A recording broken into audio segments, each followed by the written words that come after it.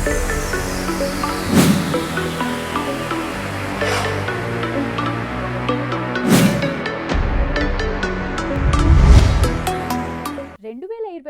దసరా కానుకగా విడుదలైన టైగర్ నాగేశ్వరరావు ఒక పీరియాడిక్ యాక్షన్ థ్రిల్లర్ తెలుగు చిత్రం. 1970ల కాలంలో ఆంధ్రప్రదేశ్లోని స్టువర్ట్పురం అనే గ్రామంలో జీవించిన ప్రసిద్ధ స్మార్ట్ దొంగ టైగర్ నాగేశ్వరరావు నిజ జీవిత కథ ఆధారంగా ఈ సినిమా తెరకెక్కింది. మాస్ మహారాజా రవితేజ టైటిల్ పాత్ర పోషించిన ఈ చిత్రానికి వంశీకృష్ణ దర్శకత్వం వహించారు. టైగర్ నాగేశ్వరరావు సినిమాను ఒక భారీ పీరియాడిక్ పాన్ ఇండియా చిత్రంగా తెరకెక్కించడం కోసం చిత్ర యూనిట్ సాంకేతికంగా, నిర్మాణ పరంగా ఎంతో శ్రమించింది. 1970ల నాటి వాతావరణాన్ని కళ్లకు కట్టేందుకు మేకర్స్ చేసిన ప్రయత్నాలు, షూటింగ్ లొకేషన్లో జరిగిన విశేషాలు ఇవే. సినిమాకు అత్యంత కీలకమైనది 1970ల కాలం నాటి స్టువర్ట్పురం గ్రామం. ప్రస్తుత కాలంలో ఆ ఊరు పూర్తిగా మారిపోవడంతో అప్పటి లుక్ను రీక్రియేట్ చేయడం పెద్ద టాస్క్ అయింది. ప్రొడక్షన్ డిజైనర్ అవినాష్ కొల్లా పర్యవేక్షణలో హైదరాబాద్లోని శంషాబాద్ సమీపంలో దాదాపు 5 ఎకరాల స్థలంలో 7 కోట్ల భారీ బడ్జెట్తో అప్పటి స్టువర్ట్పురం గ్రామం సెట్ను నిర్మించారు. ఇల్లు, రోడ్లు, చెట్లు, పోలీస్ స్టేషన్ ఇలా ప్రతి ఒక్కటి 70ల నాటి కాలానికి సరిపోయేలా ఎంతో సహజంగా డిజైన్ చేశారు. సినిమాలోని 60% పైగా షూటింగ్ ఈ సెట్లోనే జరిగింది. సినిమా ఫస్ట్ హాఫ్లో వచ్చే భారీ రైలు దోపిడీ సీన్ ప్రేక్షకులను ఎంతగానో ఆకట్టుకుంది. ఈ యాక్షన్ ఎపిసోడ్ కోసం పాతకాలపు స్టీమ్ ఇంజన్ రైలును ప్రత్యేకంగా రీక్రియేట్ చేశారు. రాత్రి వేళల్లో లారీల కొద్దీ కృత్రిమ పొగ, లైటింగ్లను ఉపయోగించి ఈ సీన్ను షూట్ చేశారు.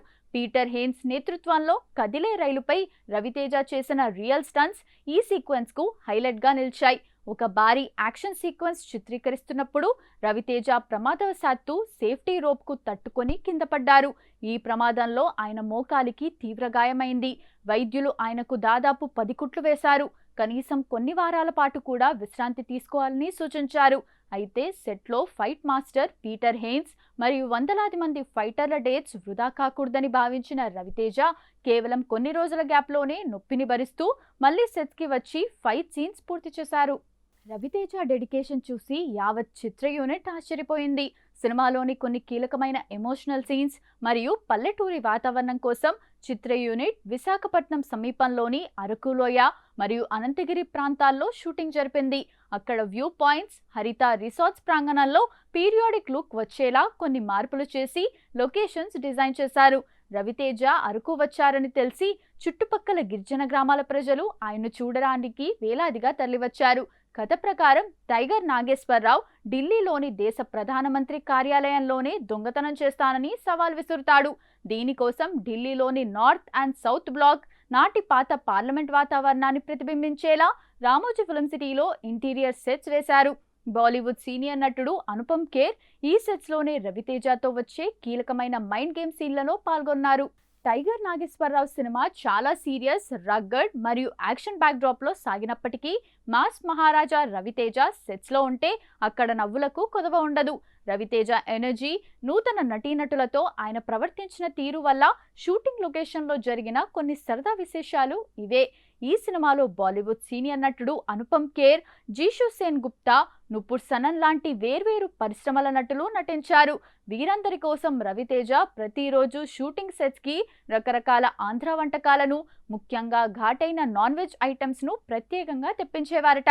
అనుపమ్ ఖేర్ రవితేజ ఆతిథ్యానికి ఫిదా అయిపోయి రవితేజ పెట్టిన బిర్యానీలు, కూరలు తిని నా డైట్ అంతా పాడైపోయింది అని షూటింగ్ ముగిసిన తర్వాత ఒక ఇంటర్వ్యూలో సరదాగా ఫిర్యాదు చేశారు. బాలీవుడ్ నటి కృతి సనన్ చెల్లెలు నుపుర్ సనన్కు ఇదే మొదటి తెలుగు సినిమా. దాంతో ఆమెకు తెలుగు పదాలు పలకటం చాలా కష్టంగా ఉండేది. సెట్స్లో రవితేజ ఆమెను ఆట పట్టించడానికి కొన్ని క్రేజీ తెలుగు సామెతలు, డైలాగ్లు నేర్పించేవారట. ఆమె ఆ పదాలను వింతగా పలుకుతుంటే సెట్లో ఉన్న వారంతా పగలబడి నవ్వేవారట. రవితేజ ఇచ్చిన సపోర్ట్ వల్లే తనకు తెలుగు నేర్చుకోవడం చాలా ఈజీ అయిందని నుపూర్ తర్వాత చెప్పుకొచ్చింది. శంషాబాద్లో వేసిన భారీ స్టువర్ట్పురం సెట్లో వందలాది మంది జూనియర్ ఆర్టిస్టులు దొంగలుగా, పోలీసుల గెటప్పుల్లో ఉండేవారు. షూటింగ్ గ్యాప్లో రవితేజ నవ్వుతూ అసలు మీలో ఎవరు నిజమైన పోలీసులు, ఎవరు దొంగలో కనిపెట్టడం కష్టంగా ఉంది అంటూ అక్కడ ఉన్నవారితో సరదాగా జోకులు వేసేవారట.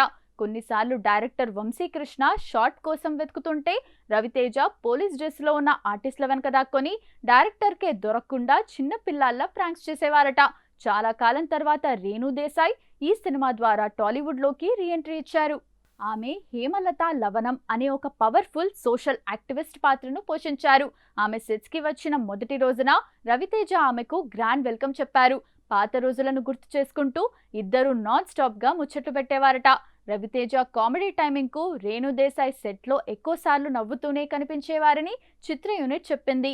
యాక్షన్ సీన్లు కంపోజ్ చేస్తున్నప్పుడు ఫైట్ మాస్టర్ పీటర్ హెయిన్స్ చాలా సీరియస్ గా స్టంట్స్ వివరిస్తుంటే రవితేజ మాత్రం మధ్య మధ్యలో వన్ లైనర్ జోకులు వేస్తూ వాతావరణాన్ని కూల్ చేసేవారట. నువ్వు నన్ను టైగర్ అంటున్నావు కానీ నా మోకాళ్ళేమో నన్ను హోటల్కి వెళ్లి పడుకోమంటున్నాయని తన గాయాలను ఉద్దేశించి రవితేజ వేసే కౌంటర్లకు పీటర్ హెయిన్స్ తో పాటు ఫైటర్లందరూ నవ్వేసేవారట. టైగర్ నాగేశ్వరరావు లాంటి ఒక చారిత్రాత్మక రగ్గడ్ బయోపిక్ ను పాన్ ఇండియా స్థాయిలో పీరియాడిక్ బ్యాక్డ్రాప్ లో తెరకెక్కించడం చిత్ర యూనిట్ కు ఒక రకమైన అగ్ని పరీక్షలా మారింది. కథా నేపథ్యం, లొకేషన్ల డిజైన్ మరియు లీడ్ యాక్టర్స్ గాయాల చుట్టూ ఎన్నో సవాళ్లు ఎదురయ్యాయి. సినిమాలోని అత్యంత భారీ యాక్షన్ ఎపిసోడ్స్ చిత్రీకరిస్తున్నప్పుడు ఒక పెద్ద ప్రమాదం జరిగింది. రవితేజ రోప్ స్టంట్స్ చేస్తున్న సమయంలో సేఫ్టీ వైర్ నియంత్రణ తప్పి కింద పడిపోవడంతో ఆయన మోకాలికి తీవ్ర గాయమైంది. వెంటనే ఆయన్ను ఆసుపత్రికి తరలించగా వైద్యులు 10 కుట్లు వేశారు. ఈ ప్రమాదం వల్ల షూటింగ్ కొన్ని వారాల పాటు పూర్తిగా నిలిచిపోయింది. సినిమా బడ్జెట్ పరంగా, ఆర్టిస్టుల డేట్స్ పరంగా ఇది ప్రొడక్షన్ టీంకు పెద్ద సవాల్గా మారింది. అయితే రవితేజ పూర్తిగా కోలుకోకముందే నొప్పిని భరిస్తూనే మళ్లీ సెట్స్కి వచ్చి ఫైట్స్ పూర్తి చేశారు. ఈ సినిమా కథ 1970-80ల నాటి కాలంలో సాగుతుంది కాబట్టి అప్పటి వాతావరణాన్ని తప్పులు లేకుండా చూపించడం పెద్ద టాస్క్. అప్పటి కాలానికి సంబంధించిన బస్సులు, స్టీమ్ ఇంజన్ రైళ్లు, ఇల్లు, రోడ్లు అంతెందుకు ప్రజల హెయిర్ స్టైల్స్ మరియు కాస్ట్యూమ్స్ కూడా పక్కాగా ఉండాలి. ఒక్క ఆధునిక వస్తువు కెమెరా ఫ్రేమ్లోకి వచ్చినా పీరియాడిక్ ఫీల్ పోతుంది. దీనికోసం ప్రతి షాట్కు ముందు డైరెక్టర్ మరియు ఆర్ట్ డిపార్ట్మెంట్ గంటల కొద్దీ లొకేషన్ను రీచెక్ చేయాల్సి వచ్చేది. దీనివల్ల షూటింగ్ ప్రక్రియ చాలా నెమ్మదిగా సాగింది.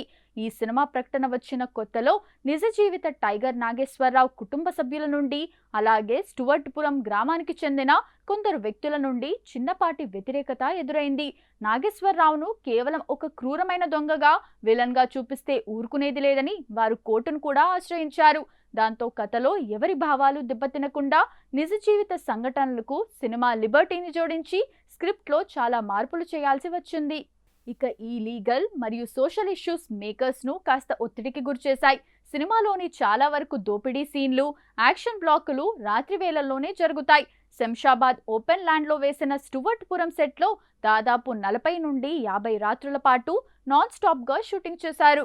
చలి, దోమలు మరియు డస్ట్ ఎక్కువగా ఉండే వాతావరణంలో వందలాది మంది జూనియర్ ఆర్టిస్టులు, ఫైటర్లతో అంత సుదీర్ఘంగా నైట్ షిఫ్ట్లు చేయటం టెక్నీషియన్లను శారీరకంగా తీవ్ర అలసటకు గురిచేసింది. రవితేజ కెరీర్లోనే ఇది అత్యధిక బడ్జెట్తో కూడిన సినిమా కావడంతో నిర్మాతలు అభిషేక్ అగర్వాల్ పై భారీ బాధ్యత పడింది. 5 భాషల్లో తెలుగు, హిందీ, తమిళం, కన్నడ, మలయాళంలో పాన్ ఇండియా సినిమాగా దీనిని ప్రమోట్ చేయడం, దసరా రేసులో మిగతా పెద్ద సినిమాలైన భగవంత్ కేసరి, లియోలతో పోటీగా థియేటర్లను సర్దుబాటు చేయటం ప్రొడక్షన్ టీంకు ఒక మేజర్ ఛాలెంజ్గా మారింది.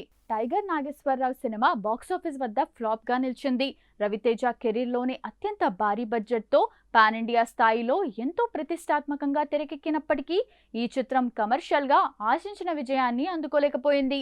ఈ సినిమా నిర్మాణానికి మరియు ప్రమోషన్స్కు భారీగానే ఖర్చు పెట్టారు. ప్రపంచవ్యాప్తంగా ఈ చిత్రం దాదాపు 45 కోట్ల నుండి 48 కోట్ల వరకు ప్రీ రిలీజ్ థియేట్రికల్ బిజినెస్ చేసింది. అంటే సినిమా క్లీన్ హిట్ అవ్వాలంటే కనీసం 49 కోట్ల షేర్ వసూలు చేయాల్సి ఉంది. దసరా పండుగ సీజన్ కావడంతో మొదటి వీకెండ్లో వసూళ్లు ఓ మోస్తారుగా వచ్చాయి. లాంగ్ రన్లో ఈ చిత్రం ప్రపంచవ్యాప్తంగా దాదాపు 50 కోట్లకు పైగా గ్రాస్ వసూలు చేసింది. అయితే సినిమాకు నెగటివ్ టాక్ రావడం వల్ల వసూళ్లు వేగంగా పడిపోయాయి. ముగింపు సమయానికి ఈ సినిమా దాదాపు 25 కోట్ల షేర్ మాత్రమే రాబట్టగలిగింది. దీనివల్ల కొనుగోలు చేసిన డిస్ట్రిబ్యూటర్లకు మరియు బయ్యర్లకు దాదాపు 20 కోట్లకు పైగా నష్టాలు వచ్చాయి. అదే సమయంలో విడుదలైన నందమూరి బాలకృష్ణ భగవంత్ కేసరి మరియు దళపతి విజయ్ లియో సినిమాలు బాక్సాఫీస్ వద్ద బ్లాక్ బస్టర్ హిట్లుగా నిలిచాయి. దాంతో ఫ్యామిలీ ఆడియన్స్ అందరూ ఆ సినిమాల వైపు మొగ్గు చూపడంతో టైగర్ నాగేశ్వరరావు కలెక్షన్లపై దెబ్బపడింది. సినిమా నిడివి దాదాపు 3 గంటలు చాలా ఎక్కువ ఉండటం, ఫస్ట్ హాఫ్లో కథనం నత్తనడకన సాగటం సాధారణ ప్రేక్షకులకు బోర్ కొట్టించింది. బయోపిక్ అని చెప్పినప్పటికీ రెగ్యులర్ కమర్షియల్ ఫార్మాట్లోనే సాగడం వల్ల ఆశించిన స్థాయిలో ఇంపాక్ట్ క్రియేట్ చేయలేకపోయింది. ఓవరాల్గా రవితేజ నటనకు మంచి మార్కులే పడినప్పటికీ బాక్సాఫీస్ లెక్కల ప్రకారం టైగర్ నాగేశ్వరరావు భారీ నష్టాలను మిగిల్చిన ఫ్లాప్ సినిమాగానే నిలిచింది. అయితే థియేటర్ల తర్వాత అమెజాన్ ప్రైమ్ వీడియోలో విడుదలైనప్పుడు మాత్రం ఈ చిత్రానికి డిజిటల్ ఆడియన్స్ నుండి మంచి వ్యూస్ లభించాయి.